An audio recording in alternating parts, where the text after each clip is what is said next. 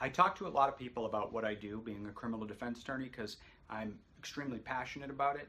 And a lot of people ask me, what do you do? Like literally, what does a criminal defense attorney do?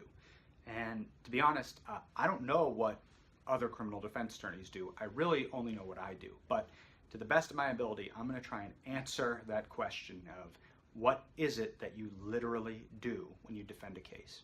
Well, the first thing I do, and it's one of the most important steps, is to interview the client and get his or her side of the story, okay? I can't defend a client unless I know what they're saying. It's going to dictate many, many decisions that I make in the case. I also need to counsel them on providing me mitigation.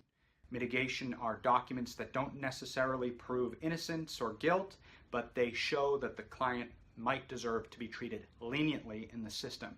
For example, if they get good grades, or if they have character references, or if they are employed, or if they have military records, I want to present this to the district attorney and the judge to show them that my client is an otherwise law-abiding person. The next step is that I'm going to review the evidence that the prosecution has. So they have an affirmative duty to give me their evidence. It's called discovery. And I'm going to read it. This is police reports, forensic analysis, pictures, video, witness statements. Okay, so I'm going to analyze, read that evidence. The next thing I do is I draft up a litigation plan. Now this is very important in my practice, and I have one here. This is basically 2 pages. It's an outline, and when I'm done with it, it's going to be like 15 pages. So I always follow this same outline when I draft a litigation plan. And basically, like I said, it's a roadmap to what I'm going to do on the case. It has a summary of the charges. It has a summary of the prosecution's case, a summary of the defense case. It has a list of the defense witnesses, a list of the prosecution witnesses. We come up with an investigation plan. What witnesses do we want to contact and interview to see if they have anything helpful to say on our cases? It also has a forensic plan. Do we need to test any of the forensic analysis done by the prosecution with our own experts? Or, on the other hand, do we want to do our own independent forensic analysis that might be helpful to our defense? We also have a pre-trial litigation plan. Basically, what motions should we file from a legal standpoint that will benefit the client?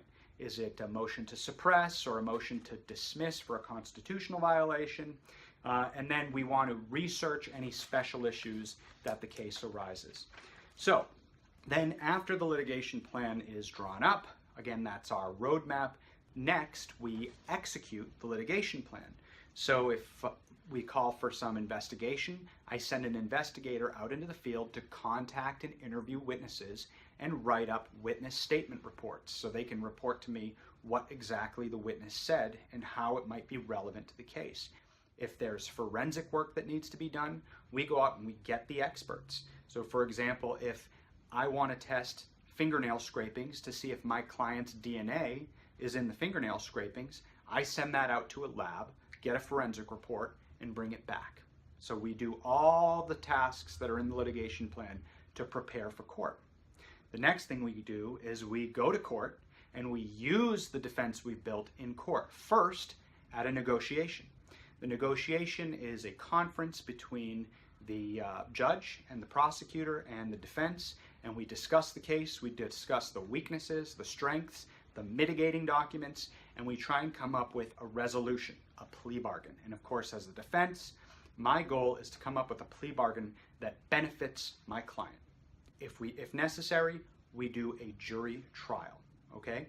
Jury trial, again, now we're not bargaining anymore, we're presenting the case to a jury. So we've spent all this time building up a case, investigation, forensic analysis, motions. Now we literally present our evidence to the jury and try and argue for an acquittal and hopefully get that acquittal. The last thing I want to talk about that I do is what I believe is one of the more underappreciated things that defense attorneys do, and that's counsel. Throughout the case, my clients have lots of questions. They need to be explained what the court processes are, what things mean, what words mean, what comes next.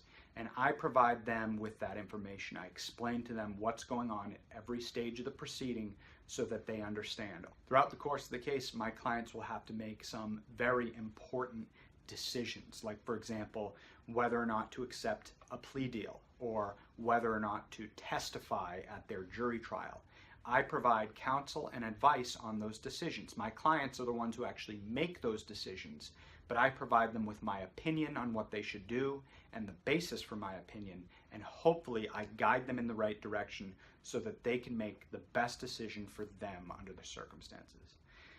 And that's it. That's basically an oversimplification of what a defense attorney does.